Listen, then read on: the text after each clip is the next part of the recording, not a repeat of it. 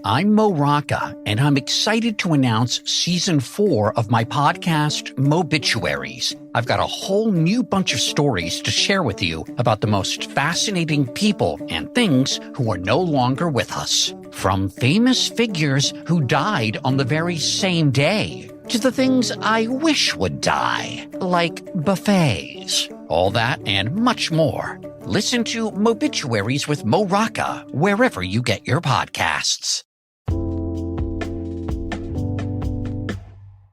Alright, what's up guys? Welcome to another episode of the TMossBoss Show. And in today's episode, I wanted to talk on 6ix9ine getting jumped.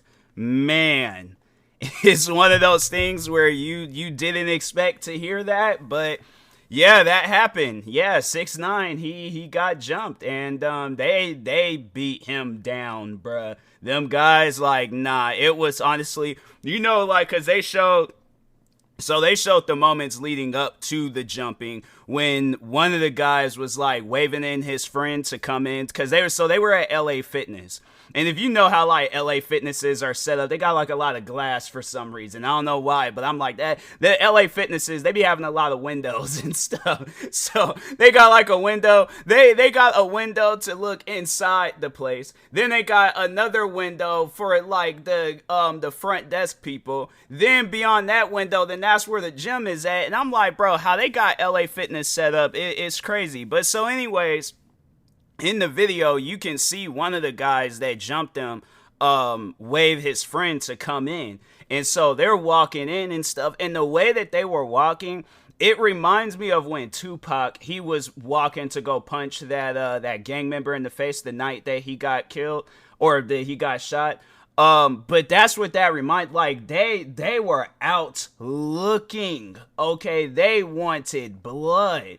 And them guys got it. Got 6ix9ine in that bathroom and straight jumped him. Stomping him out, punching him across his head, kicking him. I mean, bro, it was one of those things where it was like, dang, bruh. Like, luckily, the LA Fitness employees had heard the commotion going on. And then, they called the cops and stuff. But, yeah, those guys, now they're looking for the guys. And I'm like, dang, bro. But see, here's the thing. Because I know a lot of people are, happy over the fact that 6ix9ine got jumped. Here's the thing. I can't necessarily say that I'm happy, but at the same time, I don't really feel all that bad for him. I'm not celebrating it, but then at the same time, it's like, well, what did he expect? I mean, because for those that don't really follow 6ix9ine, for those that don't really know this guy, like, if you're kind of confused, like, what's his deal? What's he all about and stuff? So, anyways, years ago, all right, when 6ix9ine had originally, came into the scenes, yeah, he had his songs blown up, he was doing his thing, but how I found out about 6ix9ine was that he was beefing with people. And one rapper that he was particularly beefing with that he don't really beef with anymore, because I feel like this rapper then exceeded to higher levels than 6ix9ine, but the rapper Trippie Redd. Now, when Trippie Redd was like very first kind of like coming into the scenes and stuff, him and 6ix9ine, they were cool, I believe, at one point. But then I think it was some stuff had went down. And I think Trippie Redd had got jumped, and he knew it was 6ix9ine's guys and stuff. So, he, at that point, they were just beefing, going back and forth at it and stuff. And, it just looked like any other particular rap beef, right? Just looked like to me, it was just any other beef that would happen in the scenes, all right? So, anyways, fast forward. That beef had kind of died off. Now 6ix9ine is beefing with other rappers. Now he's starting to beef with Chicago rappers a little bit, right? So he's beefing with Chicago rappers, but it wasn't as bad as it was, So anyways, but one particular rapper that he was beefing with, and I'm like, bro, out of all guys, because I feel like this guy just got mad respect when it comes to the rap game, but Chief Keef. He started beefing with him. Even got to the point where he had hired a man to go either shoot at or shoot him, but hired a man to go shoot Chief Keef. So I'm seeing this stuff, right? And I'm like, hey, yo, this is crazy. This is insane, all right? But so then eventually it came down to it where 6ix9ine's karma, all the stuff that he's done, it came back and it bit him in the butt, all right? Now he has this racketeering, I think they call it like RICO charges, racketeering, whatever the charges are. But anyways, charges. I mean, some charges that could have sent this man to prison for the rest of his life. All right, it formed up against him. It formed up against the gang that he was affiliated with. And next thing you know, this man was in. And because at this point, he had cut everybody off. Because I believe like the gang that he was affiliated with, they tried robbing him. No, I think they did rob him. And I think they planned on killing him. They slept with his girlfriend. What other things have they did and stuff? Yeah, it was like them guys were, they were doing them dirty and stuff. And so, but anyways, it got to the point where 6ix9ine was sitting in one of those like interrogation rooms. All right. Cops walked in and they're all like, okay, so this is how it's going to go down. Before they could even get that out, 6ix9ine said they did it. They did it all. He was all like, each and every one of them. The little short one that, you know, he kind of got like the limp, but sometimes it switches legs and stuff. He's the ringleader out of all of it. 6ix9ine snitched. He snitched on the whole crew. Now, at the time being, I didn't particularly care about that. I didn't care that he had snitched. Because after all that stuff had came out, where it was all like the guys were trying to rob and kill him, so the ringleader had slept with his girl. No, bro, I was all like, hey, more power to 6ix9ine. I'm all like, the thing is this, because I'm not no street dude. I am a pedestrian. Okay, I am a law-obeying citizen, all right? I don't be going out and about setting myself up for failures and troubles. I'm not about that life. I'm not, all right? So I'm just going to throw that out there. I'm going to just let y'all know I'm going to be 100% honest. I am a pedestrian, okay? All right? I'm not no street pedestrian. I'm not no superhero pedestrian. I am a pedestrian that waits at the crosswalk, sees that it's ready for me to walk, and I walk across that crosswalk. I am a normal pedestrian, all right? But so anyways, but yeah, I did not feel bad for those guys. I was like, no, those guys knew what they were doing. They knew what they were getting themselves into. So yeah, 6ix9ine, he snitched. And then eventually, I think was it the beginning of like the COVID time and stuff. So yeah, I think it was at that time COVID started getting serious, and then at some point 6ix9ine was free, and the man came back out, bro. He came out of prison. And he did this live stream. The live stream went crazy. He released a song. That song went crazy. And then it was at that point, it was like, bro, like, he is living. Yeah, he's going to be forever known as a snitch. But I mean, this man done made it. All right. So, but then I felt like that he started falling off. All right. As a person, he started falling off. So he gets into it with Lil Durk and King Von. Now, if you don't know those guys, I mean, they're right up there when it comes to, like, you know, Chicago legends like Chief Keef and stuff. But yeah, those so I think what had happened was that King Von had came out with a song or something. At some point in time, I don't know, but some beef has started happening between Lil Durk, King Von, and 6ix9ine. So when I started losing respect for 6ix9ine is when he went to the this area where, yeah, it was this area in Chicago where Lil Durk's I believe it was his cousin was shot and killed. And he made it seem like he was paying his respects and things. But the thing is this, I may not be a street dude, but I know when things like in a street way is disrespectful and stuff. That's disrespectful, okay? I might not be a street dude, but I pay attention, okay? I do my history lessons. I know my street smarts. And I know right then and there, that's disrespectful. You don't do no stuff like that. So, at that point, I started losing respect for 6ix9ine. And then, sadly, King Von was shot and killed after he got into a fight. And first person to, you know, because everybody's paying their respects. Everybody's like, you know, rest in peace, 6ix9ine. He's the only one being disrespectful. I mean, it was like, it's like, bruh, even if you have issues with this guy, still, why? Why? Like that's what I'm saying. It's like at times you just gotta throw that stuff behind you, because it's like you gonna have to live with that for the rest of your life, that you never did get a chance to make amends with King Von. And yeah, King Von probably wasn't one of those dudes to make amends and, squash beef and all that stuff, but still, at least try. And it's like, it's stuff like that where it's like, bruh, you gonna have to live with that. That's gonna eat at you. 6ix9ine don't realize that. He does not realize that stuff like that is going to eat at him for the rest of his life, that there's people in this world that he wants to make amends with, but they done passed, and now he can't. And he just gotta live with that. So anyways, at that point, I stopped listening, like talking on myself as a fan, of 6ix9ine at one point. I stopped listening to his music.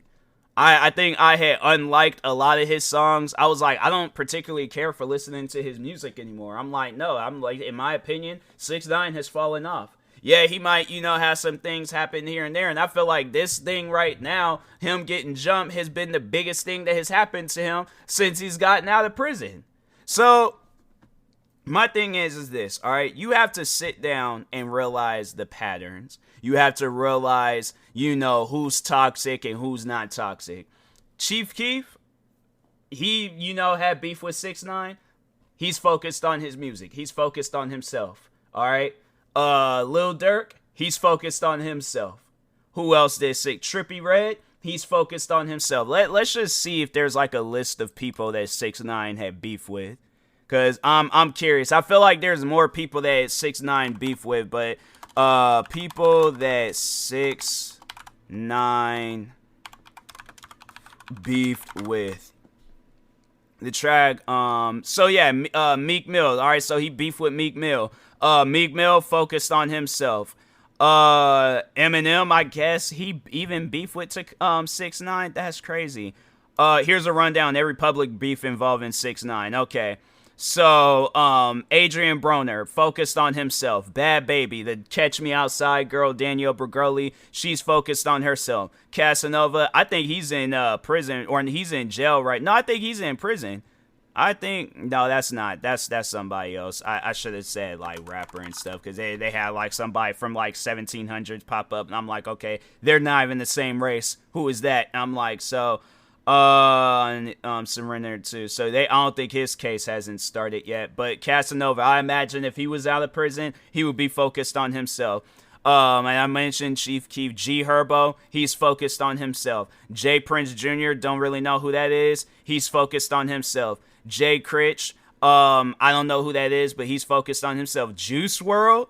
So they said in June, rising Chicago artist Juice WRLD led a crowd of London concert goers in a F6ix9ine chant, which was inspired by recent comments that Brooklyn rapper made about Chicago artist. 6ix9ine appeared to take the high road in his response to Juice WRLD's actions, insisting that he's not concerned with any of the BS that's going on, before adding, I don't want to beef with nobody, but those words was proven to be hollow as he proceeded to accuse Juice WRLD of clout chasing and poked fun at his emo brand of music. But that's the thing though, look at Juice WRLD. Juice WRLD, even though that may that man rest in peace, but look at his music success. Let's just overall look up Juice WRLD's monthly playlist. It will really surprise me that 6ix9ine would have more monthly listeners than Juice WRLD. But no, let's okay. So Juice WRLD, 31 monthly listeners. 6ix9ine, 9 million. Okay, so it's like, bro, musically, this man is doing better than you. And I feel like if Juice WRLD was alive today, he still would be doing better than you. He's beef with Ludacris. I'm like, bro, Ludacris has made millions from the Fast and Furious movies. He has the Fear Factor. I don't know if that Fear Factor show still comes on, but yeah, it's like, bro, Ludacris is doing better than you. Pierre Bourne, I think this is that music producer when they was like, hey, Pierre, you want to come out here? So bro, even a music producer? That's crazy. Rico Reckless, The Game, Trippie Redd, Vic Mensa, YG, Zilla Cami. I mean, you got to sit down and think about it, right? You got to sit down and think about it. This man has beefed with all these people, all right? Has challenged them numerous times, all right? And then even the one time I remember, like that last time I remember really hearing something about 6ix9ine was when there's this guy that he looked just like Lil Durk. He looked like he could have been like Lil Durk's brother or something. But anyways, so him and the Lil Durk lookalike and Lil Durk, they ended up becoming cool with one another, right? So somehow, some way, 6ix9ine managed to get this guy out to his location and was just being weird, bro. He wasn't doing that because he thought he was like gonna be genuinely cool with this guy. He was just only doing that to make Lil Durk upset. And I think like it even ruined the guy's chances of even being furthermore cool because like Lil Durk look alike. Is that his name, Perkio? Because I don't even think he's not really doing anything. Oh, I think, no, he still is. He is. I think he kind of, no, I think, I don't know, bro. Yeah, I don't know if I don't think he's cool with Lil Durk anymore. But hold on.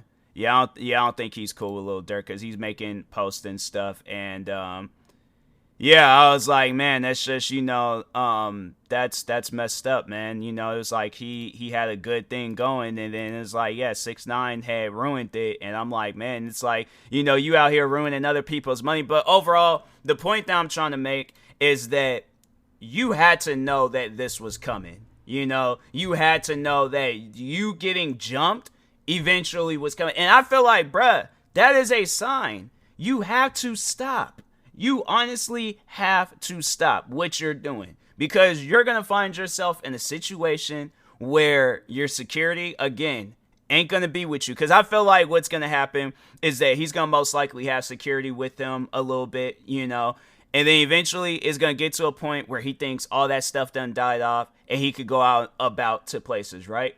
But you have to understand, you have not even burnt the bridge. You have dropped a whole nuke, 10 nukes on all bridges, okay? All of them. I feel like that even after like years we can be in our 40s, right? We could be in our 40s. I still feel like people are going to challenge 6ix9ine.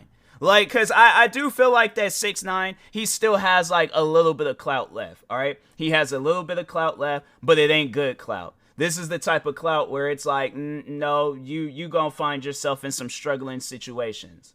So I do feel like though that the clout thing that's been established, but it's it's only gonna be just him just getting into more beefs, more problems, more issues, and that's it. Cause I feel like his music ain't doing nothing. So the only thing that he has now is just beefing with people, and eventually it's gonna get to a point where I feel like people are gonna be all like, man, I ain't worried about him, and then that's it. That's the end of 6ix9ine. But I do feel like if he keeps going at the route that he's going, eventually he's gonna find himself in a situation where he is dying. Or if not, he just flat out dies. And that's going to be extremely unfortunate for that man. So that's why I'm like, it's 6ix9ine. I highly doubt he's going to hear this, but you got to straighten up, all right? Because if not, I guarantee you and I promise you, you're going to find yourself in a struggling situation, all right? So anyways, and that being said, I will talk to y'all later. Thank you guys for watching and or listening. If you're viewing this on YouTube, make sure you like and subscribe. And if you're viewing this on a podcast streaming service, make sure you follow or subscribe, however it's set up. Make sure you subscribe to one of my 46 YouTube channels. Follow me on Twitter, TikTok, Twitch, and Instagram at TMossBoss. And make sure you follow my Facebook page at TMossBoss fan page. Also, if you are purchasing any tickets from SeatGeek, make sure you use my promo code TMossBoss. It will knock $20 off your first purchase. And if you're purchasing any energy drinks or sleep drinks from Poggers, make sure you use my promo code TMossBoss. It will knock 10% off your next purchase. And if you're purchasing any controller accessories from Fatal Grips, make sure you guys go use my promo code TMossBoss. That will also knock 10% off your next purchase. And that being said, I will talk to y'all later. Thank you guys for watching and or listening, and peace.